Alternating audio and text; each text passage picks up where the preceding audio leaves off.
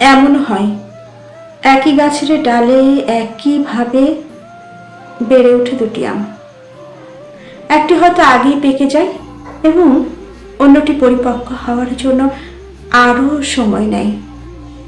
এই আমগুলোর মাধ্যমে প্রকৃতি আমাদের একটি গুরুত্বপূর্ণ শিক্ষা দিয়ে যাচ্ছে।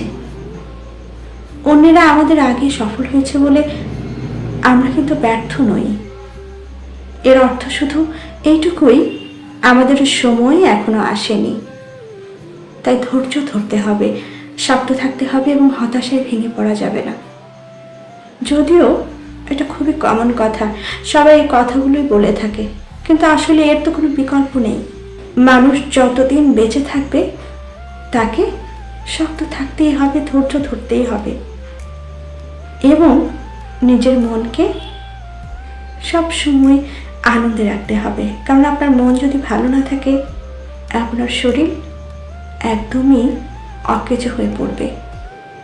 আমরা হয়তো আমাদের নিজস্ব সাফল্যের খুব কাছেই আছি, সুতরাং নিজে পিছিয়ে পড়লে কিংবা কাছের কেউ এড়িয়ে গেলে ধৈর্য, অধ্যাবসায় এবং বিশ্বাস ধরে রাখাটা অতি জরুরি।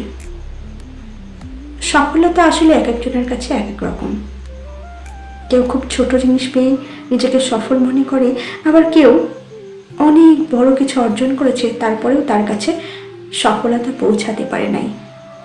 তাই আপনার মন যদি প্রফুল্ল থাকে, সব বিষয়ে যদি আপনি অনড় থাকেন, শক্ত থাকেন, ছোট ছোট অর্জনগুলোই কিন্তু আপনার সাফল্যের মূল কারণ হতে পারে, আপনার আনন্দের, খুশির সর্বোচ্চ কারণ হতে পারে। তাই সব কিছুর জন্য আমরা ধৈর্য ধরি এবং সব কিছুকে সাদরে গ্রহণ করব।